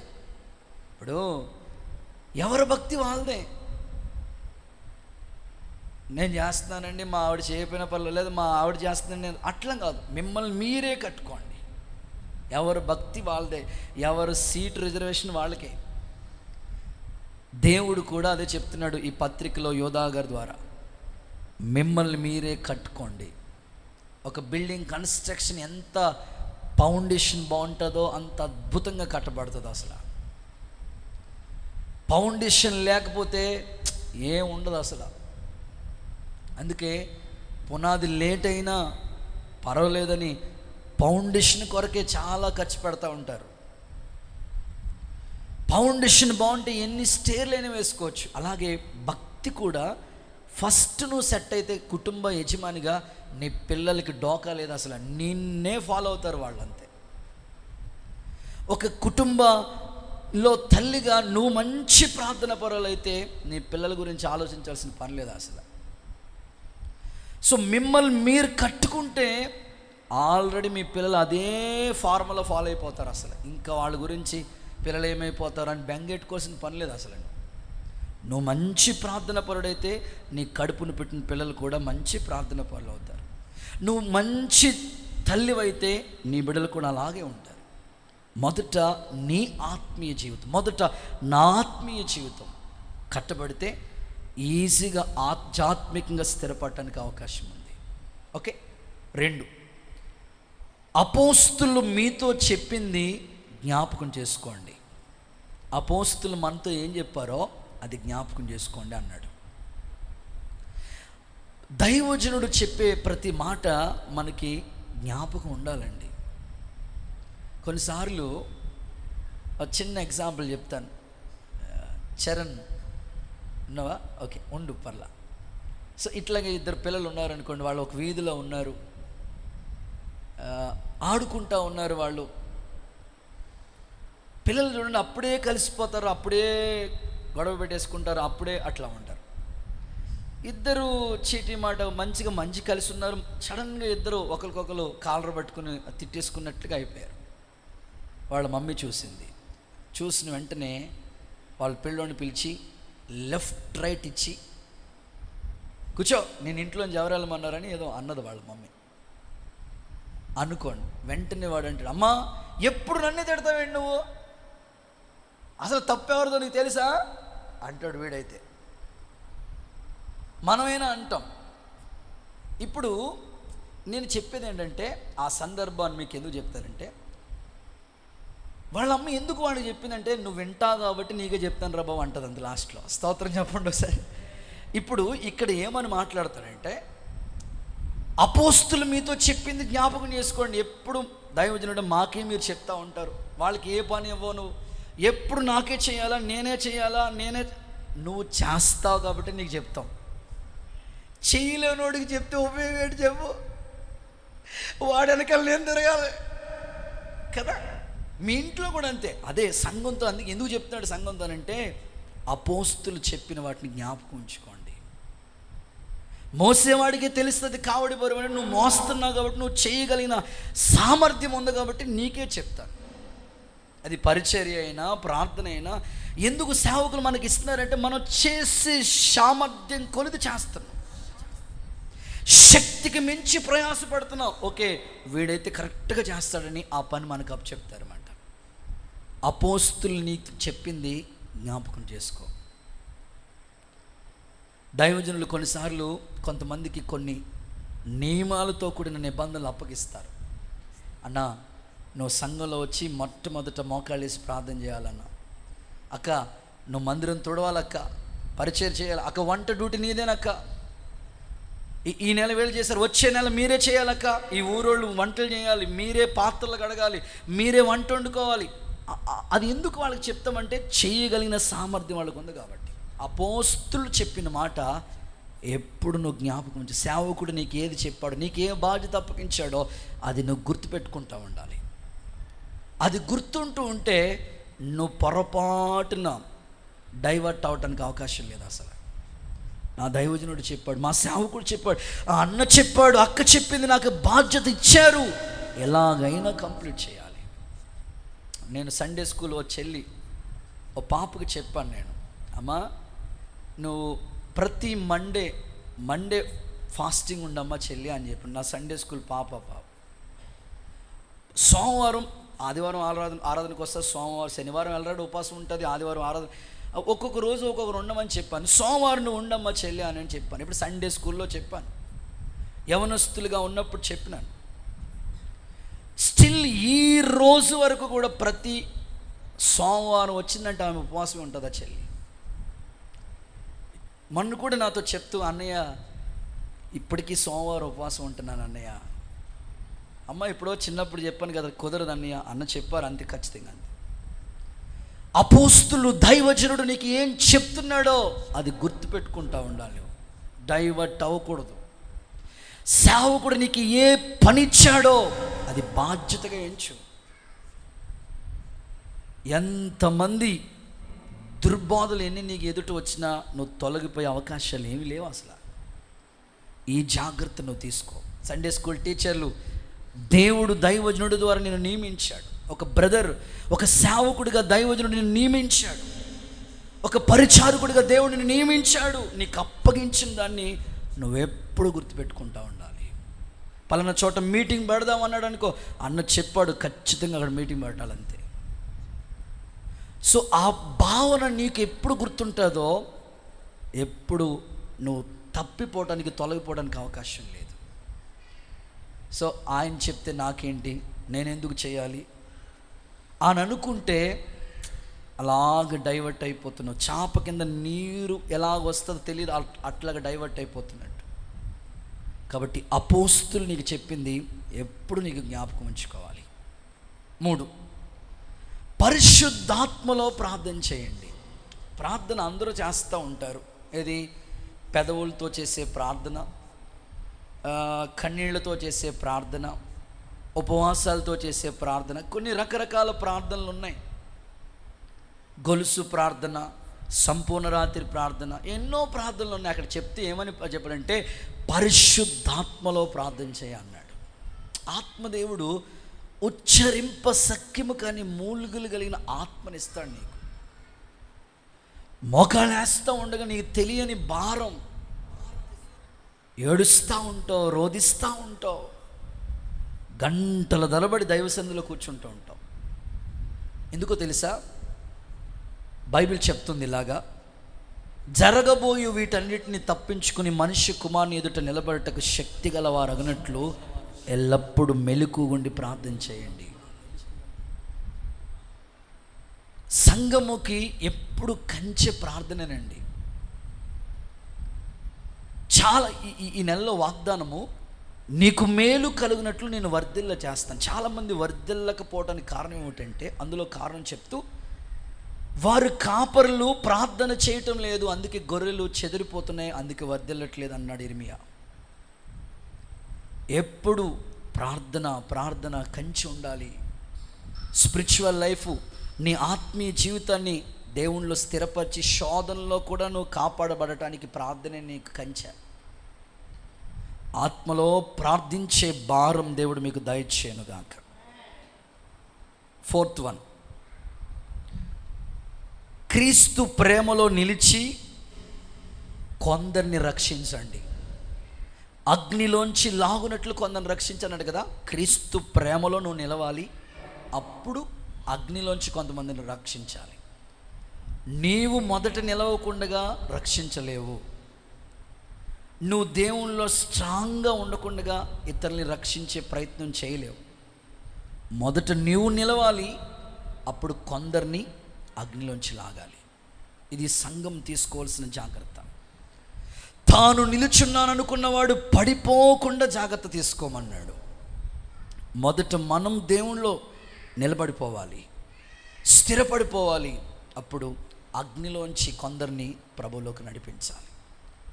సో చివరి మాట 5వది, దేవుని కొరకై, దేవుని రాకడ కొరకై కనిపెట్టుకోండి. దేవుని రాకడ కోసమే కనిపెట్టుకోండి. ప్రతి క్రైస్తవుడు నేడో రేపో ప్రభు రాబోతున్నాడు. మేఘాల మీద ఆర్భాటంతో, ప్రధాన దూత శబ్దంతో, దేవుని బోరతో ప్రభు రాబోతున్నాడు. దిగి వచ్చినప్పుడు సంఘము మచ్చ, డాగు, కలంకము లేని మహిమగల సంఘముగా, ఇంకా చెప్పాలంటే దేవుడు సమరూపంలో రూపాంతరము చెందిన సంఘముగా, ఎత్తబడే గుంపులో క్రీస్తునందు ప్రతి మనుషుని సంపూర్ణునిగా చేసి ఆయన ఎదుట నిలబెట్టడానికి అలాంటి సిద్ధపాటు ఎప్పుడు మనలో కనబడాలి. ఈ జాగ్రత్త మనం తీసుకుందాం. అట్టి కృప దేవుడు మీకు దయచేయనుగాక. ఇక ఆఖరి 2 వచనాలు 24, 25 ఆ 2 వచనాలు ముగింపు మాటలు. ఆ ముగింపు మాటలు ఇలా ఉన్నాయి: త్రొట్టిల్లకుండగా మిమ్మల్ని కాపాడే దేవుడు ఆయన. ఆమేన్ చెప్పండి. తన మహిమ ఎదుట ఆనందంతో మిమ్మల్ని నిర్దోషులుగా నిలబెట్టే దేవుడు, శక్తిగల రక్షకుడు, అద్వితీయ దేవునికి మన ప్రభువైన యేసుక్రీస్తు ద్వారా మహిమ, మహాత్మ్యము, ఆధిపత్యము, అధికారము యుగయుములకు పూర్వము ఇప్పుడు సర్వ యుగములు కలుగునుగాక. ఆమేన్. అయిపోయింది సబ్జెక్ట్. దేవుడికి స్తోత్రం. సో అలా ముగించాడు. ఎలా ప్రారంభించాడు, ఎలా పాఠం చెప్పాడు, ఎలా ముగించాడు. So once again recap. దేవుడికి స్తోత్రం. గట్టిగా చెప్దాం ఒకసారి హల్లెలూయా. సో నేను అడుగుతాను, ఇప్పుడు మీరు చెప్పేసేయాలి. ఈ యూదా పత్రిక ఎన్ని వచనాలు ఉన్నాయి? చూసి కాదు, 25. బైబిల్లో యూదా అనేవాళ్ళు ఎంతమంది ఉన్నారు? గుడ్. ఈ పత్రిక ఎవరు రాశారు? యేసుక్రీస్తు దాసుడు, యాకోబు సహోదరుడు. ఓకే, ఆయనలో ఉన్న క్వాలిటీ ఏమిటి? అంతే, బడాయి మాటలేమి లేవు అసలు. గుడ్. 2, ఈ పత్రిక ఎవరికి రాశాడు? క్రీస్తునందు భద్రం చేయబడిన సంఘానికి. 3, ఎందుకు రాశాడు? ఉద్దేశం, రక్షణ గురించి రాయాలనుకున్నాడు. బోధ గురించి, ఒక్కసారి అప్పగించబడిన బోధ గురించి రాయమని చెప్పాడు దేవుడు. ఈ పత్రిక ఉద్దేశం మారటానికి గల కారణం, కొంతమంది రహస్యంగా జ్వరబడుతున్నారు. రహస్యంగా జ్వరబడే వాళ్ళు ఎలా ఉన్నారో కొన్ని వాళ్ళ గుర్తులు కొన్ని చెప్పాను. సో వాళ్ళ కోసం గాఢాంధకారం సిద్ధంగా ఉంది. సో 5వది, ఇప్పుడు సంఘం ఎలాంటి జాగ్రత్తలు తీసుకోవాలో 5 జాగ్రత్తలు చెప్పాను. 1, మీరు కట్టుకోవాలి. అపోస్తుల పునాదు, అపోస్తులు చెప్పిన విషయాలు మర్చిపోకూడదు. పరిశుద్ధాత్మలో ప్రార్థించాలి. మీరు ప్రేమలో నిలిచి కొందరిని రక్షించాలి. దేవుని రాకడ కోసం కనిపెట్టుకోవాలి. అప్పుడు మిమ్మల్ని త్రొట్టిల్లకుండా ఆయన కాపాడుతాడు. ఆయన మహిమ ఎదుట నిర్దోషులుగా నిలబెడతాడు. యుగయుగములు దేవునికి మహిమ కలుగునుగాక. ఆమె. ఇది ఓన్లీ పరిచయం మాత్రమే, ఇక ముందుంది. దేవుడికి స్తోత్రం. సో ఇది ఇంట్రడక్షన్ మాత్రమే. ఆ పత్రికలో ఏముందని ఇన్ఫర్మేషన్ అంతే. ఇప్పుడు హైదరాబాద్ వెళితే ఫస్ట్ ఒక బుక్లెట్ అమ్ముతారు అక్కడ అదేదో ఉంది కదా, ఏంటి హైదరాబాద్ చార్మినార్ దగ్గర ఒక బుక్లెట్ అమ్ముతారు. ఫస్ట్ నేను వెళ్ళినప్పుడు, మీటింగ్స్ కోసం వెళ్ళినప్పుడు అది తీసుకెళ్లారు ఆయన, ఆనంద్ గారు. అక్కడ ఒక బుక్లెట్ అమ్మారు. ఆ బుక్లెట్ చూస్తే హైదరాబాద్ ఎక్కడెక్కడ సాలార్జింగ్ ఏదో మ్యూజియం ఉంది, సాలార్జింగ్ మ్యూజియం, గోల్కొండ కోట, ఎక్కడెక్కడ ఏమున్నాయి, ఎక్కడెక్కడ తిరగాలంటే ఈ బుక్లెట్ ఉంటే మీరు తిరగచ్చు. ఇప్పుడు ఆ బుక్లెట్ గూగుల్ అమ్మ అయిపోయింది కదా, ఎక్కడెక్కడ తిరగచ్చు. అట్లాగే మీకు ఈ యూదా పత్రిక గురించి ఒక చిన్న ఇన్ఫర్మేషన్ అంతే. అమ్మయ్య అంతా నాకు వచ్చేసింది అనుకోవడానికి లేదు. జస్ట్ సింపుల్గా అసలు ఏముంది, ఎవరు రాశారు ఏంటనేది ఒక ఐడెంటిఫై కోసం, ఒక గుర్తింపు కార్డు అంతే. దేవుడికి స్తోత్రం. ఈ మాటలు దేవుడు మన వెనుకల్లో స్థిరపరచునుగాక. మోకరించండి, చిన్న ప్రార్థన చేసుకుని ఆ